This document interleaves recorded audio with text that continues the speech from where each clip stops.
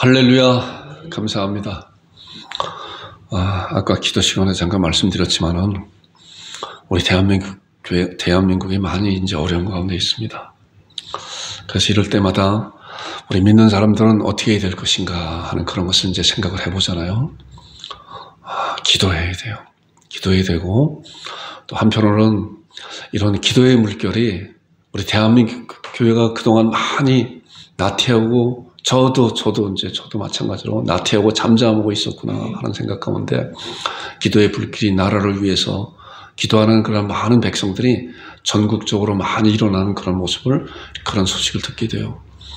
어떤 면에서 하나님께서 이런 일을 통해서 나태하고 잠자고 있었던 하나님의 백성들을 깨워 불러일으키는 그러한 가운데 하나님께서 우리 대한민국 교회를 인도하시는구나 라고 하는 그런 생각을 또 이렇게 가져보게 됩니다.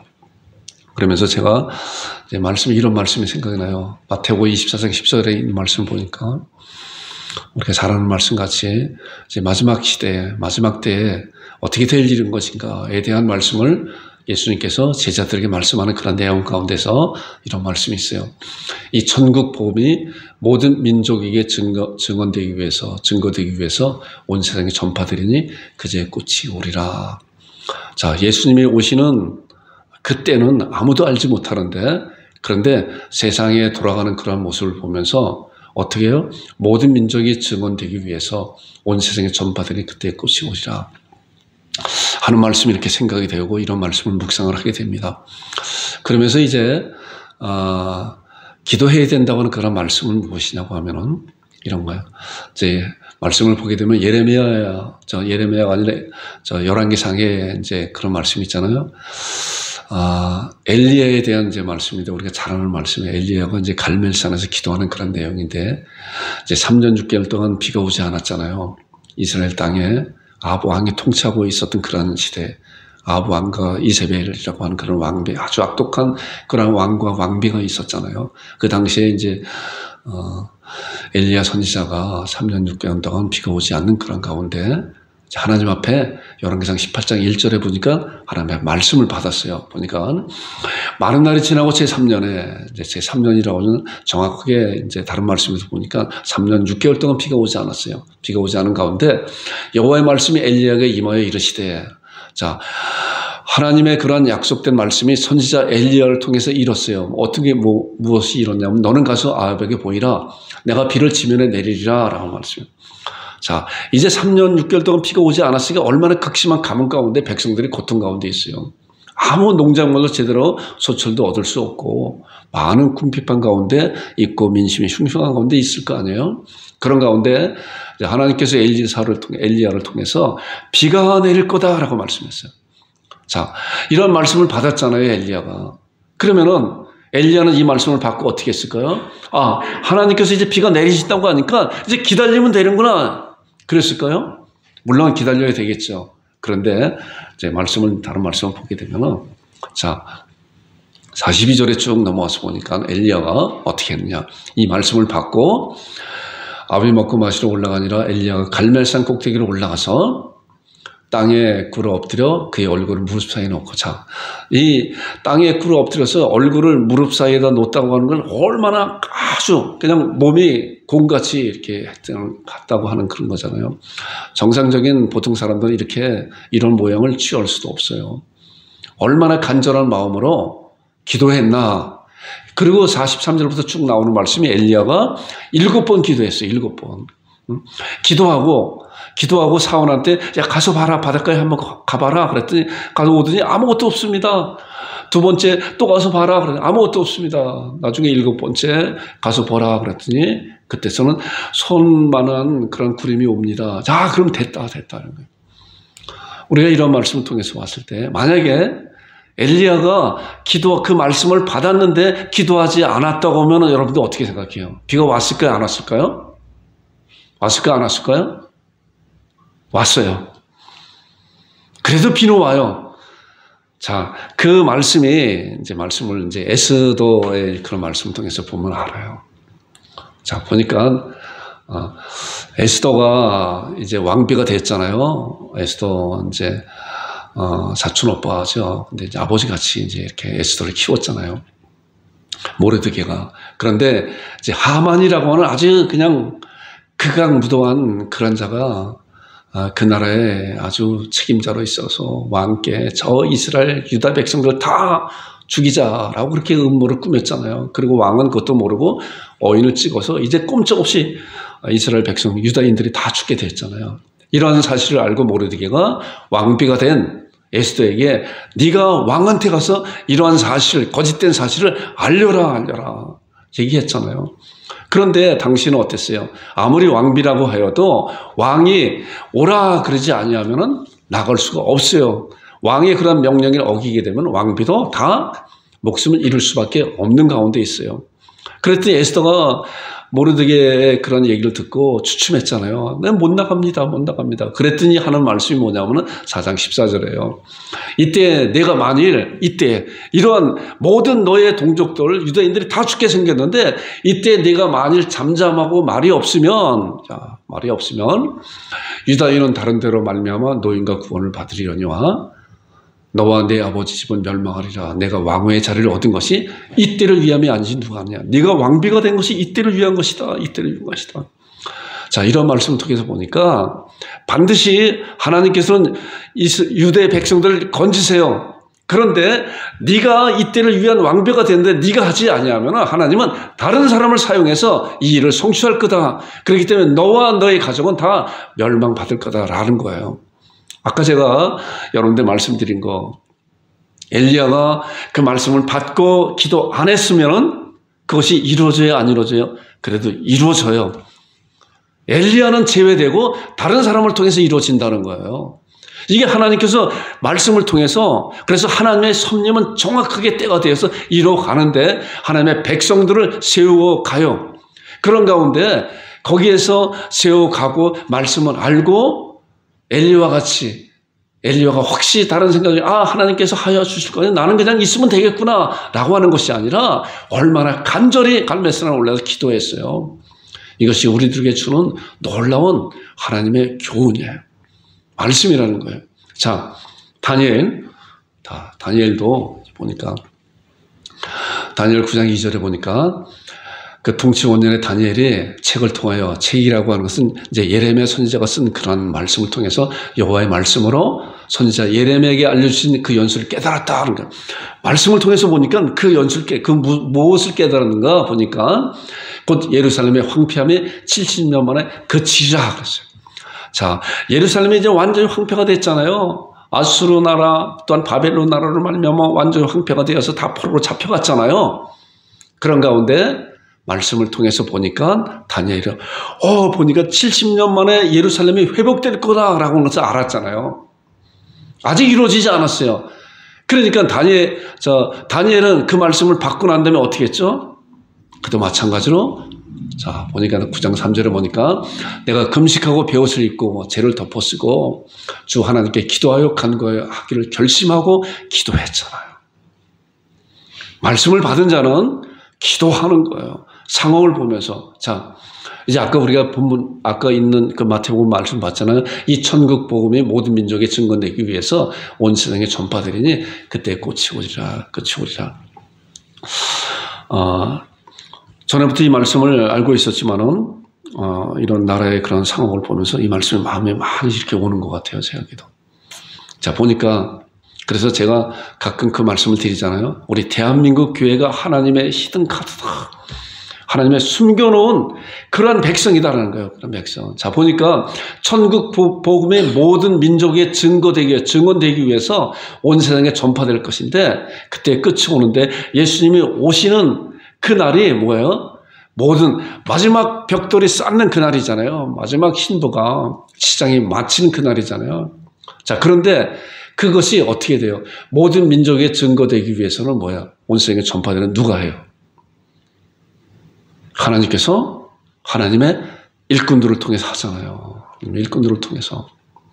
그런데 지금 전 세계적으로 상황을 봐도 대한민국 교회만큼 많은 그런 교회가 없어요. 그런 열정이 있고 또한 복음의 열정을 갖고 있는 그런 교회가 없구나. 그런 나라가 없구나. 얼마 전에도 제가 그 말씀을 드렸잖아요. 우리 동기 목사님이 또 저기 아프리카 그 선교사로 나간다고 지금 거의 이제 60이 다 되신 여성분임에도 불구하고 그렇게 선교 교육을 받고 계시다고 하더라고요. 이것이 그냥 나온 것이 아니라 그렇잖아요. 그래서 참으로 대단한 그런 마음이다. 그런데 하나님께 주신 그런 은혜다. 이런 것을 보면서 우리 대한민국 교회 성도들이 선교사로 전 세계적으로 얼마나 많이 나가 있는 것인가. 이걸 보니까 하나님께서 우리 대한민국 교회를 사용하는 마지막 시대에 사용하고 있구나 라고 하는 것을 생각을 하면서 이 말씀을 우리가 받았으면, 말씀을 받고 있으면 우리가 어떻게 되는가. 대한민국 교회가 빨리 우리 대한민국 빨리 안정된 나라가 돼서 정말 경제적으로, 정치적으로, 종교적으로 많이 나가 있는 그러한 선교사들을 위해서 기도하고 물질로서 후원하고 기도하는 그러한 대한민국이 될 것이다 라고 하는 그런 확신을 갖게 돼요. 이런 때 우리는 이러한 가운데서 정말 전국적으로 많은 이제 깨어있는 그런 성도들이 일어나고 있어요. 기도하고 우리나라를 하나님 앞에 쓰임받는 그러한 나라가 되게 해달라고. 그렇기 때문에 우리가 이런 사실을 정확하게 보면서, 이런 상황을 보면서 우리도 하나님 앞에 정말 간절히 기도하는 여러분들과 저와 우리 양곡 참비교회 되기를 주님의 이름으로 축원드립니다. 자, 오늘 사도행전 1장 15절에 있는 말씀인데 보겠습니다. 모인 무리의 수가 약 120명이나 되더라. 그때 베드로가 그 형제들 가운데 일어서서 이르되, 그런지 쭉 뒤에 나오는 말씀이거든요. 그 다음에 2장 14절에는 베드로가 11사도와 함께 서서 소리를 높여 이르되, 유대인들과 예루살렘 사는 모든 사람들아, 이 일을 너희로 알게 할 것이니 내 말에 귀를 기울이라. 자, 1장에 나오는 말씀은 이제 오순절 성령님이 임하시기 이전에 나오는 그런 말씀이고, 이제 설교 같은, 이제 권면의 설교 같은 그런 의견 제안하는 그런 말씀이고, 또 2장에 나오는 그런 말씀은 성령님의 충만함을 받아서 밖에 뛰쳐나가서 하나님의 말씀을 담대히 설교한 그런 내용이에요. 그래서 아까 말씀드린 것 같이 오늘은 1장 15절에 나오는 그런 말씀을 함께 오늘 나눌 것입니다. 내용은 이제 간단한 그런 내용인데 이제 말씀을 보겠습니다. 모인 무리의 수가 약 120명이나 되더라. 그때 베드로가 그 형제들 가운데 일어서서 이르되, 이제 이 말씀에 대한 이제 배경을 우리가 조금 알아야 이 말씀에 대한 것을 좀 더 그 말씀 가운데 들어갈 수가 있어요. 자, 가룟 유다. 우리가 이제 가룟 유다 잘 알잖아요.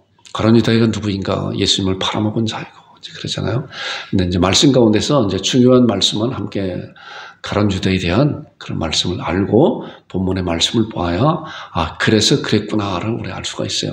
보니까 마태복음에 있는 말씀을 보니까 이런 말씀이 있어요.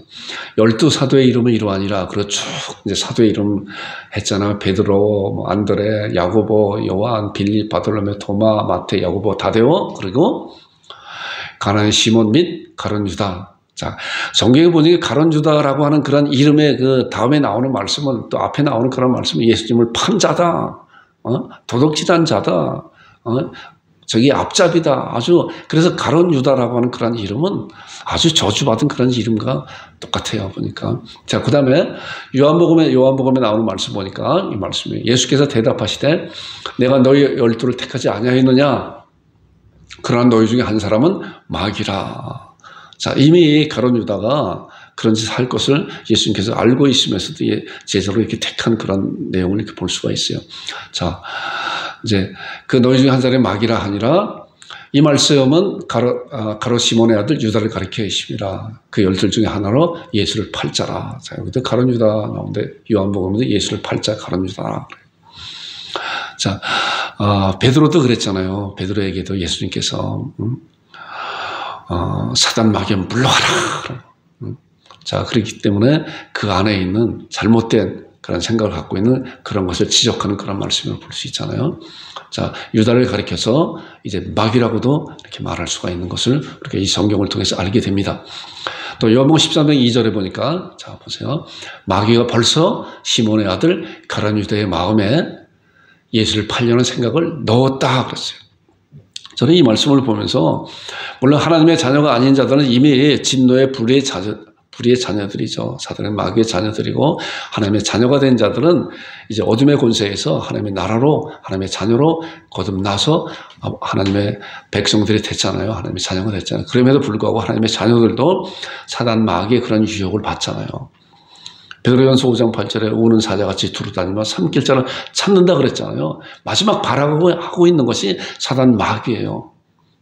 자, 우리도 마찬가지로 사단 마귀 그런 유혹을 받을 수가 있어요. 그런데 그것이 우리 생각 가운데 자리 잡느냐 내치느냐 하는 것에 이런 잘 구별할 수 있는 그런 것을 가져야 돼요. 시기, 미움, 질투, 다툼 여러 가지 그런 것이 우리 마음 가운데 가득 차던 사단 마귀의 유혹을 당하는 거란 말이에요. 그랬을 때 우리는 하나님 앞에 토로하고 자백하고 또 그런 것이 있을 때, 그런 것이 밀려올 때 우리는 내칠 줄 알아야 되는 거예요. 그런 예화가 있잖아요. 새는 우리 머리 위에서 얼마든지 날아갈 수가 있어요. 우리가 그 새가 날아다니면 어찌할 수가 없잖아요. 사단 마귀에 우리의 생각 가운데 들어오는 것을 우리는 어찌할 수가 없어요. 그러나 그 생각이 우리 마음 가운데 자리 잡지 못하게 하는 우리는 할 수가 있네요. 할 수가 있는 거예요. 새가 우리 머리 위에 앉아서 둥지를 틀지 못하게 하는 거 우리가 얼마든지 할 수가 있는데, 공중에서 날아다니는 것은 우리가 어떻게 할 수가 없잖아요.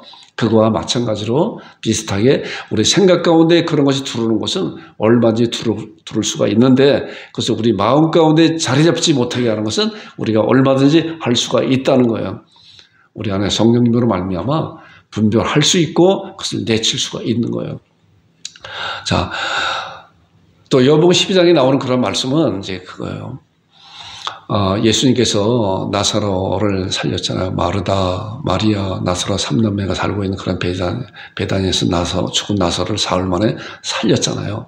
그래서 그 이제 집에 이제 또 가서 잔치하는데, 마리아가 아주 귀한 이제 그 향유를 예수님의 발에 붓고 또 머리로 하고 하는 그런 내용이 이제 이렇게 나와요. 그런 내용을 보면서 제자들 또 가룟 유다가 이야기하는 내용이 이 말씀이거든요. 이제 보세요. 제자 중 하나로서 예수를 잡아줄 가룟 유다가 말하되, 자, 가룟 유다 앞에는 항상 이런 말이 나와요. 예수 잡아줄 말하되, 이 향유를 어찌하여 300데나리온을 팔아서 가난한 자들에게 주지 아니하였느냐. 그걸 보면서 이 가룟 유다는 저 아까운 것을 팔아갖고 겉으로는 가난한 자에게 준다고 하는 그 뒤에 나오는 말씀 보니까, 자, 그렇게 하는 거예요. 어떤 한편으로 봐서는 정당한 얘기잖아요. 그것을 왜 거기다가 다 쏟아붓느냐. 그러나 마리아의 그 신앙은 뭐야? 이것도 너무 약하다, 너무 약하다. 우리 주님 앞에 드려지는 것은 너무 약한 것이다. 내 최고, 나의 가진 걸 최고로 드려져도 이것은 너무 약한 것이다 라고 이렇게 생각할 수가 있는데, 그러나 가룟 유다는 이렇게 했잖아요. 그러면서 나오는 말씀이 이거예요. 이렇게 말하면 가난한 자를 생각하면요. 자, 이게 가룟 유다에 대한 것이 나오잖아요. 그걸 보면서 사람들에게는 이걸 팔아갖고 가난한 자들에게 나눠주면 좋지 않느냐라고 했는데, 이것이 그렇게 생각하시 아니고 그는 도둑이라 돈기를 맞고 거기 넣는 것을 훔쳐갑니다. 자, 가룟 유다가 뭐예요? 도둑이에요, 도둑. 돈기를 맞고 거기 넣는 걸 훔쳐가서 이제 사도행전에 나오는 말씀, 이제 이런 말씀을 보면은 이해가 돼요. 이것이 바로 가룟 유다예요. 자, 다시 본문에 있는 말씀 보니까 모인 무리의 수가 120명이나 되더라. 그때 베드로가 그 혁명 가운데 일어섰다. 자, 1절부터 쭉 14절까지 나오는 그런 말씀 잠깐 보면은, 자, 보니까 예수님께서 제자들을 택하시고 가르치시고 승천하신 날까지 기록된 말씀이고, 그리고 이제 뭐야? 사도행전 1장 4절을 보니까 사도와 함께 모이사 그들에게 분배하여 이르시되 예루살렘을 떠나지 말고 내게서 들은 바 아버지께서 약속하신 것을 기다리라. 요한은 물로 세를 베풀어서 너희는 몇 날은 못되어 성령으로 세를 받으리라. 이제 예수님께서 승천하시기 전에 이제 제자들에게 말씀하고 있는 명령에 약속하신 것을 기다리라 그랬잖아요. 분명히 예수님께서 이제 내가 가면은 성령께서 이 세상에 다시 오실 것이다. 그리고 이제 8절에 보면 그 성령님이 오시면 너에게 임하시면 너희가 권능을 받고 예루살렘과 온 유대와 사마리아 땅까지 이르러 내 증인이 될 것이라 라고 말씀하고 이제 하늘로 승천하셨잖아요. 그리고 천사들이 그렇게 보고 있는 제자들에게 갈릴리 사람들아 어찌 서서 하늘을 쳐다보느냐? 지금 하늘로 너희들이 본 그대로 예수님께서 다시 이 세상에 다시 오실 것이다 라고 이제 약속을 하셨어요. 말씀을 했어요. 그리고 이제 나오는 말씀이 보니까 제자들이 예루살렘으로 이제 돌아와서 그런 말씀을 붙잡고 어떻게 했어요? 제자들이 유하는 다락방으로 들어가서 120명이 오로지 기도에 힘쓰고 있었죠. 기도해. 자, 예루살렘은 떠나지 말고 이제 내가 너에게 지시하는 그런 것을 하나님께서 약속하는 것을 성령을 기다리라 라고 하는 그런 말씀을 받고 이제 제자들이 흩어진 것이 아니라 다락방에 120명들이 모여서 기도에 힘쓰고 있었잖아요. 그런 가운데 나오는 말씀이 오늘 본문에 나오는 그 말씀이에요. 이런 배경이에요. 우리가 지금 이제 그 상황에 대한 말씀을 봤잖아요. 실제로 본문에 나오는 그런 말씀이 이제 간단한 그런 말씀인데 그 모인 무리의 수가 약 120명이나 되더라. 그때 베드로가 그 형제들 가운데 일어서서 이르되, 그리고 베드로가 설교 형식으로 말씀하고 있는 것이죠. 제안하고 있는 것이죠. 보니까 16절에 형제들아 성령님이 다윗의 입을 통하여 예수 잡는 자들의 길잡이가 된 가룟 유다를 가리켜 미리 말씀하신 성경이 응하였다 마땅하였다. 자, 이런 것을 보면서 베드로가 이제 말씀이 딱 생각이 나는 거예요. 말씀이 생각이 나는 거예요. 그리고 이제 일어서서 제자들에게 이제 제안을 하는 거예요. 자, 그 말씀을 보니까 자, 17절과 19절에 나오는 말씀 보니까 자 보세요. 가룟 유다는 불의 싹스로, 자, 여기에 불의 싹이 아까 봤잖아요. 도적이잖아요, 도적. 훔친 거 가지고 불의 싹스로 밭을 샀잖아요, 자기 밭을. 예수님을 따라다니면서 돈깨를 맡은 자인데, 아까도 이제, 나사로의 누이 마리아가 300데나리온이나 되는 그런 것을 발에다 붓는 것을 보고 저렇게 허비하느냐, 정말 아깝다, 가난한 자에게 주면 좋겠다 한데 그 마음 가운데는 뭐예요? 그것을 헌금함에 누우면은 싹 가져가려고 그 마음이 있잖아요. 그 도적적인 그런 마음이 있잖아요. 그러니까 그동안 얼마나 많은 돈을 훔쳤겠어요. 불의 싹스로 밭을 사고, 그랬잖아요. 이게 가룟 유다예요. 이게 불의 싹이 바로 그런 것이라는 거예요. 그리고 후에 거기서 자살하여 곤두박질하여 창자가 터지고 창자가 나와 예루살렘 사람들이 다 알아서 그 밭을 핏밭이라 하고 있다라고 하는 것을 이제 베드로가 말하고 있는 거예요. 그 제자들에게, 모이는 그 120명 문도들에게. 그러면서 이것이 어떤 것인가?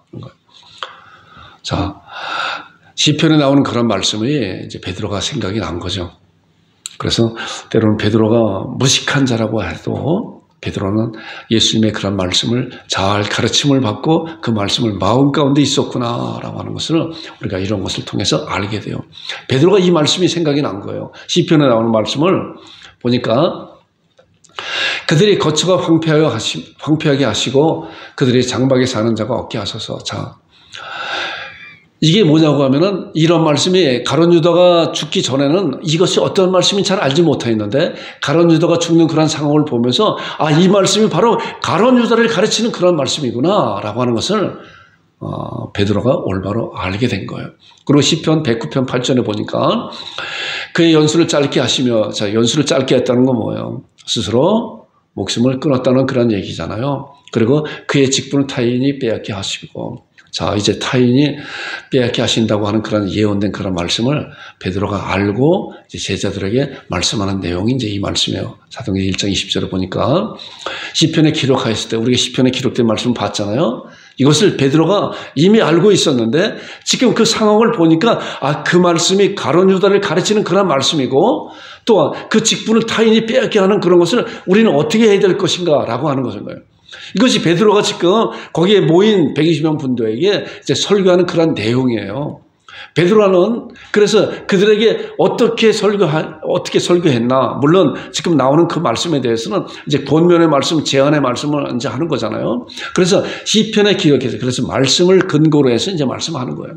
시편에 기록하였을 때 그의 거처를 황폐하게 하시며 거기 거하는 자가 없게 하소서 하였고, 자, 그렇잖아요. 지금 상황을 보니까 예루살렘 사람들이 다 가룟 유다가 죽은, 자기 밭에서 죽은, 창자가 터져 죽은 것을 핏밭이라. 그래서 거기는 이제 아무것도 쓸모없는 그런 곳이다 라고 하는 것을 말씀하고 있는 내용이잖아요. 그리고 또 일렀을 때 그의 직분을 타인이 취하게 하소서 하였더라.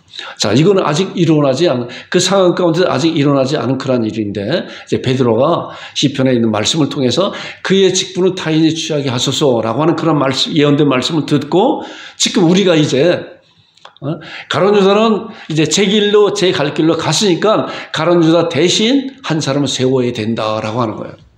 예언된 말씀을 붙잡고 이것을 실행한 거란 말이에요. 자, 그리고 이런 실행을 어떻게 했나? 그 다음에 나오는 말씀들인 거예요. 보니까 항상 우리와 함께, 그래서 그런 사람을 세울 때 이제 세우는 자격이 있잖아요. 자격이, 성경 가운데 자격이 있어요. 이제 교회에서 이제 직분을 세울 때도 바로 이런 말씀을 근거로 해서 이제 자격을 이제 정하잖아요. 이 말씀을 보니까 이제 사도로, 가룟 유다 대신 부활을 증거할 그런 사도로 세우는데 그 자격이 이제 이 말씀이에요. 항상 우리와 함께 다니던 사람 중에, 그렇잖아요. 항상 우리와 함께 다니던 사람 중에 하나를 세워서 우리와 더불어 예수께서 부활하심을 증거하는 사람이 되게 하여 하리라 하거늘. 그리고 이제 그 다음에 나오는 말씀은 요셉과 마띠아를 세웠잖아요. 이제 거기에 모인 이제 120명 문도 중에서 성령에 충만하고 정말 항상 함께 다녔던 그런 사람들 중에서 두 사람을 천거했잖아요. 입후보자로 세웠잖아요. 자, 그리고 난 다음에 그들을 어떻게 했나, 어떻게 결정을 했나 보니까, 자, 1장 24절과 26절에 있는 말씀 보니까 그들이 기도하여 이르되, 자, 예수님께서 제자들을 세울 때는 예수님의 주권적으로 말씀하신 나를 따라오너라 해서 12제자들을 세웠잖아요. 근데 이제는 뭐예요? 예수님께서 죽음과 부활을 통해 하늘에 승천하셨고, 그리고 이제 제자들에게 그런 것을, 위임했잖아요. 그렇기 때문에 이제 그 제자, 가룟 유다를 대신해서 세우는 그런 제자를 어떻게 세우냐고 하면 그들이 기도하여 이르되 무사람의 마음을 아시는 주여, 그러잖아요. 온전히 주께 의뢰하는 그런 가운데 주여, 이 두 사람 중에 누가 주님께서 택하신 바 되어 봉사와 및 사도의 직무를 대신할 자인지 보여주옵소서라고 간절히 두 사람을 세우고 간절히 120명 분도가 함께 하나님 앞에 간구하잖아요. 주께서 우리의 마음을 아시고 주님께서 행하시는 그런 것이 어떤 것이 이 두 사람 중에 택하여 주옵소서라고 하고, 그 다음에 유다는 이 직무를 버리고 제곳을 갔나이다 하고 제비 뽑아 마띠아를 얻으니 그가 11사도 중에 들어가니라. 저는 이런 말씀을 보면서 지금도 혹가다 이제 이렇게 이런 방식으로 하는 그런 또한 교단도 있어요. 교회의 중요한 직분을 세운다든가 또한 교단의 중요한 직분을 세울 때 이렇게 해당되는 그런 분들을 아까 말씀 보니까 항상 우리와 함께 다녔던 그런 사람 중에서 두 사람을 천거했잖아요. 그리고 두 사람을 하나님 앞에 간절히 기도하면서 제비 뽑았잖아요. 제비 뽑는 건 사람이 뽑지만 하나님께서 기도한 가운데 하나님이 하신다라고 해서 이제 마띠아를 얻게 되잖아요. 그런 가운데 거기 이제 한 사람 또 요셉은 이제 되지 않았어도 감사함으로, 그러니까 이렇게 제비 뽑는 그런 것이 정말 하나님의 놀라운 그런 방법임에도 불구하고 그 교회가 그것이 그렇게 아주 풍성하게 성장하고 있는 모든 걸 다 수용할 수 있는 그런 신앙들을 가졌기 때문에 이런 것을 하잖아요. 그래서 이런 것은 때로는 정말 귀한 것이다. 하나님께서 누구를 하실 것인가? 투표하는 것보다 이것도 굉장히 좋은 그런 방법의 한 방법이에요. 이렇게 해서 이제 마띠아를 얻었잖아요. 그래, 마띠아를 얻고 난 다음에 어땠어요? 항상 우리와 함께 다니던 사람 중에서 하늘에서요, 우리와 더불어 어때요? 예수께서 부활하시면 증언할 자로 세우셨다는 거예요. 자, 베드로가 이제 하나님의 말씀을 받고 베드로가 설교하는 그런 요지는 뭐예요? 하나님께서 이렇게 말씀하셨기 때문에 지금 상황을 하나님의 말씀 가운데서 그 상황을 정확히 봤잖아요. 시편에 있는 말씀을 보니까 전에는 알지 못했는데 가룟 유다가 예수님을 팔고 또 그것이 후회하여서 베드로도 예수님한테 엄청난 그런 범죄를 저질렀지만 베드로는 통해 자복을 했잖아요. 회개했잖아요. 그러나 가룟 유다는 회개한 것이나 후회할 뿐이죠. 후회와 회개는 천지 차이야, 엄청난 차이가 있는 거예요. 그런 가운데 자기 마음의 고통을 견디지 못해서 결과적으로 주님 앞에 나와서 그런 문제를 해결해 받아야 되는데 자기 스스로 목숨을 끊어버리는 그런 가운데 있었잖아요. 그런 가운데 이제 가룟 유다를 대신해서 이제 베드로를 통해서 하나님의 정확한 그런 말씀을 받고 이렇게 부활하심을 증언할 마띠아를 세운 거예요. 자, 결론적으로 제가 오늘 이 설교, 베드로의 그런 설교, 간단한 그런 설교 내용을 보면서 이런 생각을 하게 돼요. 베드로의 설교의 핵심이 뭔가? 우리가 말씀을 볼 때도 그런 것 같아요. 이 목사도 이런 것을 보면서 과연 우리는 어떠한 말씀을 통해서 이런 말씀을 알아야 되는 것인가? 제가 이렇게 정리를 해봤어요. 현재의 상황을, 베드로는 그 현재의 그 상황을 어떻게 했어요? 성경 말씀이라고 하는 그런 창을 통해서 봤잖아요. 그리고 그것을 보고 실행했잖아요. 자, 그 직분을 타인이 빼앗게 하소서라고 하는 그 시편에 나오는 그런 말씀을 보면서, 아, 그렇다. 가룟 유다는 죽었고 이제 그 직분을 대신할 사람을 세워야 되는 거구나. 그리고 실행했잖아요. 그래서 그 현재의 상황을 성경의 예언을 통해서 바라보고 그 다음에 실행하였다. 우리가 이러한 말씀을 통해서 아까 마태복음 24장 14절에 나오는 말씀 같이 이 천국 복음이 모든 민족에게 증언되기 위해서 온 세상에 전파되니 그때 끝이 오리라라고 하는 그런 말씀을 통해서 우리가 세상을 볼 줄 아는 눈을 가져야 되는 거예요. 저뿐만이 아니라 여러분들도 마찬가지로 하나님의 말씀을 통해서 세상을 볼 줄 아는 그런 눈을, 그래서 하나님의 말씀은 세상을 볼 줄 아는 그런 창이라는 거예요. 베드로가 2000년 전에 이제 마가의 다락방에서 가룟 유다가 죽은 그런 상황을 보면서, 아, 이 상황은 시편에 기록된 그 말씀을 통해서 말씀을 봤구나. 그리고 이제 그 직분을 타인이 취하라고 하는 그런 말씀 가운데서 이것을 실행했잖아요. 우리는 과연 우리가 이런 말씀을 통해서 과연 현재 상황을, 우리나라가 돌아가고 있는 그런 상황을 어떻게 보고 판단해야 될 것인가. 그래서 하나님 말씀을 잘 봐야 되는 거예요.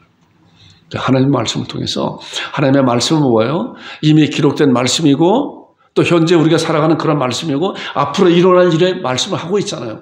앞으로 일어날 일에 대해서 저는 이 목사는 그렇게 생각이 되어져요. 정말 하나님께서 우리 대한민국 교회를 사용할 거다. 그러기 위해서 우리 대한민국 교회가 이제 그 비유가 그런 것 같아요. 뚜물통을 휘쳐서 쏟아버리고 다 쏟아버리고, 그리고 정말 이제 하나님께서 하나님의 공의와 정의가 실행되는 그러한 나라가 되어서, 그리고 하나님의 백성들이 더 깨어나서 하나님 앞에 간절히 간구하고 기도하는 그런 상황 가운데 우리가 지금 가고 있는 것이고, 그런 가운데 우리는, 여러분들과 저는 무엇을 해야 되는 것인가? 기도해야 되는 거예요. 아까 봤잖아요. 말씀을 받았으면은 엘리야도 기도했고 다니엘도 기도했고 성경에 나오는 모든 하나님의 백성들은, 하나님의 선지자는 다 기도했어요. 이것이 하나님의 방법이라는 거예요. 그래서 우리는 이런 상황과도 우리가 지금 어떻게 해야 될 것인가? 기도해야 되는 거예요. 기도해야 되는 거예요. 간절히 하나님 앞에 기도할 때 하나님께서 성경 말씀을 통해서 우리의 창을 열어주시고, 그런 것을 통해서 하나님 앞에 더욱 기도하고 또 다른 사람에게 이런 사실을 잘 증거하는 여러분들과 제가 되기를 주님으로 축원드립니다. 기도하겠습니다. 아버지 하나님 은혜를 감사합니다. 2000년 전에 베드로 사도가 다락방에 모인 120명 분들에게 이제 그 상황을 함께 나누면서 하나님께서 말씀을 통해서 이미 예언된 그런 놀라운 말씀이 성취되었고 또 이루어간다고 하는 그런 사실을 실행하였던 그런 사실을 저희들 함께 은혜를 나눴습니다. 아버지 하나님, 저희들 눈을 열어주셔서 우리가 살고 있는 이 시대에 하나님께서 말씀하고자 하는 그런 말씀이 어떠한 말씀인지 정확히 잘 알게 하여 주시고, 그리고 하나님 앞에 간절히 기도하면서 구하면서 아버지 하나님 실행할 수 있는 그런 우리의 온성들이 될 수 있도록 주께서 은혜 가운데 인도하여 주옵소서.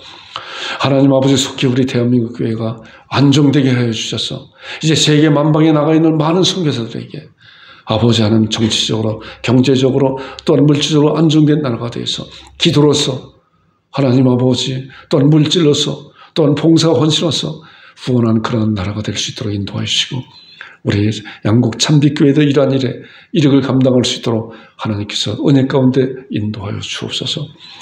아버지 하나님, 우리 성기 미사님 원찮는 질병으로 많은 어려움 가운데 있었지만은 그래서 많이 회복하는 가운데 하나님께서 은혜 가운데 인도하시면 감사합니다.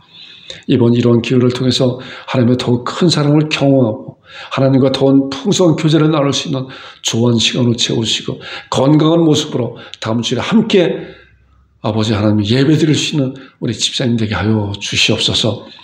아버지 하나님 또한 우리 이하자 성도 하나님 아버지 지난주부터 독감으로 말미암아 많은 어려움 가운데 있습니다. 아버지 하나님께서 긍휼히 여겨주시고 하나님의 치료의 손길이 머리부터 발까지 안수해 주셔서 아버지 하나님 독감 병균들이 깨끗이 사라질 수 있도록 주여 도와주시기 인도해 주셔서 이제 우리 함께 하나님 앞에 다음 주에 예배 드릴 수 있는 우리 이하자 성도님이 될 수 있도록 주께서 은혜 가운데 인도하여 주옵소서.